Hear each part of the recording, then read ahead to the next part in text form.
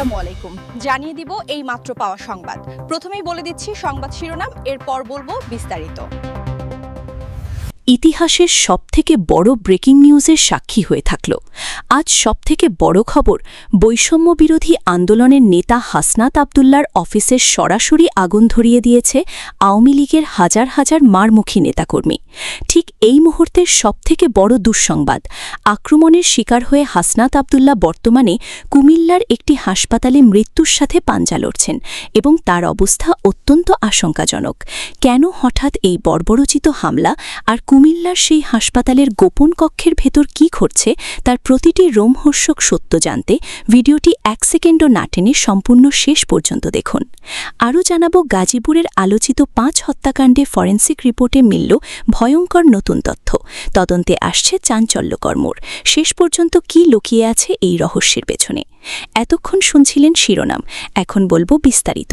তাই ভিডিওটিতে একটি লাইক দিয়ে চ্যানেলটা সাবস্ক্রাইব করে সম্পূর্ণ ভিডিওটা মনোযোগ দিয়ে দেখতে থাকুন। বাংলাদেশের রাজধানী ঢাকা থেকে শুরু করে কুমিল্লা পর্যন্ত আজ এক ভয়াবহ সহিংসতা এবং রক্তক্ষয়ী অধ্যায় রচিত হয়েছে, যা পুরো দেশের শাসন ব্যবস্থাকে আমূল নাড়িয়ে দিয়েছে।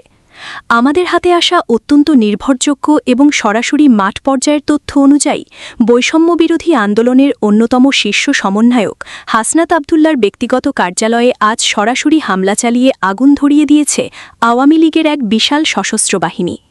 দুপুরের পর রাজধানী গুরুত্বপূর্ণ এলাকায় অবস্থিত তার অফিসে শত শত নেতাকর্মী একযোগে চড়াও হয় এবং কোনো সুযোগ না দিয়েই পুরো ভবনে দাউ দাউ করে আগুন জ্বালিয়ে দেয়। আগুনের লেলিহান শিখা যখন চারদিকে ছড়িয়ে পড়ে, তখন পুরো এলাকায় এক বিভীষিকাময় পরিস্থিতির সৃষ্টি হয়। প্রত্যক্ষদর্শীরা সরাসরি নিশ্চিত করেছেন যে আওয়ামী লীগের নেতাকর্মীরা অফিসের প্রতিটি কক্ষ তছনছ করেছে এবং গুরুত্বপূর্ণ সব নথিপত্র পুড়িয়ে ছাই করে দিয়েছে। এই ঘটনার পরপরই পুরো এলাকায় প্রশাসনের নিয়ন্ত্রণ তাসের ঘরের মতো ধসে পড়েছে। কিন্তু সংবাদের সবথেকে বড় ধামাকা এবং সারা দেশের মানুষের জন্য সবথেকে বড় উদ্বেগের বিষয় হল খোদ হাসনাত আবদুল্লার বর্তমান অবস্থা। অত্যন্ত বিশ্বস্ত এবং হাসপাতাল সূত্র সরাসরি নিশ্চিত করেছে যে এই অতর্কিত হামলার সময় হাসনাত আবদুল্লা গুরুতরভাবে আহত হয়েছেন। তার শরীরের বিভিন্ন স্থানে আঘাতের চিহ্ন পাওয়া গেছে এবং রক্তক্ষরণ বন্ধ না হওয়ায় তাকে অত্যন্ত দ্রুততার সাথে কুমিল্লার একটি বিশেষায়িত হাসপাতালে ভর্তি করা হয়েছে। হাসপাতালের আইসিইউ গেটের সামনে এখন এক রুদ্ধশ্বাস পরিস্থিতি বিরাজ করছে এবং ডাক্তাররা সরাসরি জানিয়েছেন যে হাসনাত আবদুল্লা বর্তমানে মৃত্যুর সাথে পাঞ্জা লড়ছেন। কুমিল্লার সেই হাসপাতালে অন্দরে এখন এক থমথমে পরিস্থিতি এবং পুরো হাসপাতাল এলাকা কড়া নিরাপত্তার চাদরে ঢেকে ফেলা হয়েছে। হাসনাত আবদুল্লার জীবনের এই চরম সংকটের খবর ছড়িয়ে পড়ার পর থেকেই তার সমর্থকদের মধ্যে এক বিশাল আতঙ্ক এবং চরম ক্ষোভের বিস্ফোরণ ঘটেছে।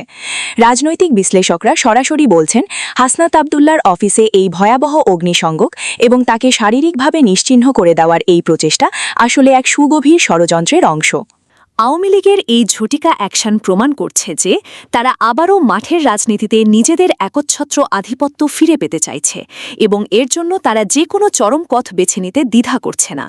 গোয়েন্দা প্রতিবেদনগুলো বলছে, এই হামলার খবরটি প্রশাসনিক দফতরে পৌঁছানোর পর থেকেই সরকারের অন্দরমহলে চরম আতঙ্ক সৃষ্টি হয়েছে এবং উচ্চপদস্থ কর্মকর্তাদের অনেকেই এখন তড়িঘড়ি করে নিজেদের ভবিষ্যৎ অবস্থান নিরাপদ করার পথ খুঁজছেন।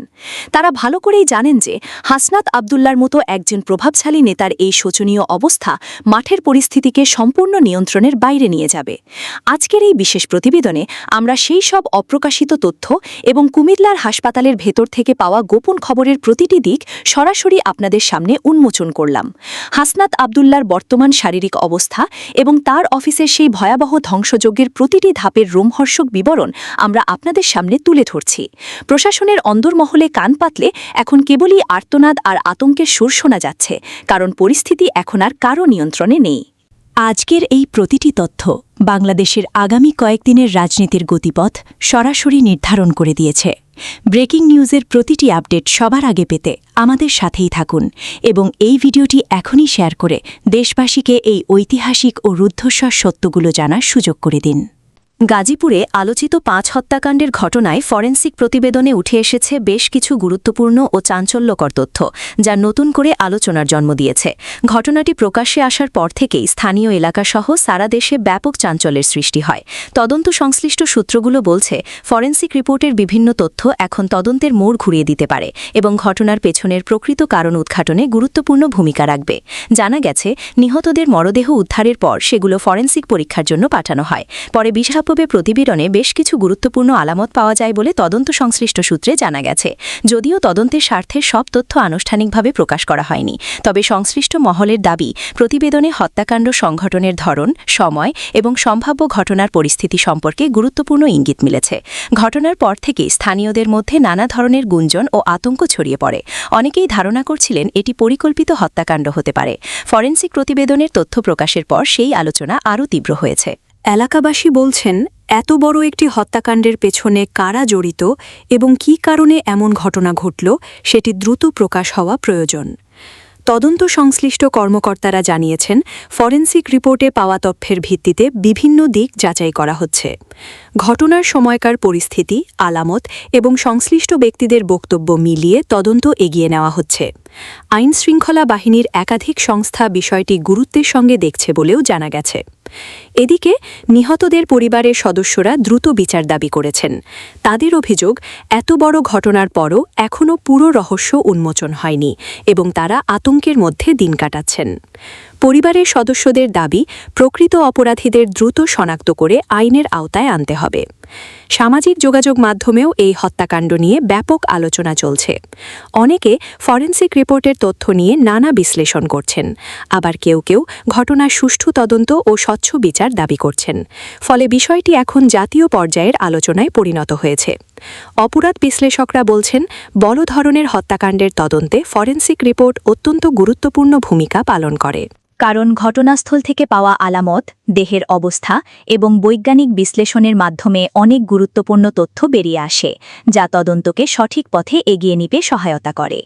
তারা আরও বলেন, গণমাধ্যম ও সামাজিক যোগাযোগ মাধ্যমে বিভিন্ন গুজব ছড়িয়ে পড়লেও তদন্ত শেষ হওয়ার আগে নিশ্চিত সিদ্ধান্তে পৌঁছানো ঠিক নয়। সঠিক তদন্তের মাধ্যমে প্রকৃত সত্য বেরিয়ে আসা জরুরি, যাতে নিরপরাধ কেউ হয়রানির শিকার না হন এবং প্রকৃত অপরাধীরা শাস্তির আওতায় আসে। এদিকে গাজীপুরের আইনশৃঙ্খলা পরিস্থিতি স্বাভাবিক রাখতে অতিরিক্ত নজরদারি চালানো হচ্ছে বলে জানা গেছে।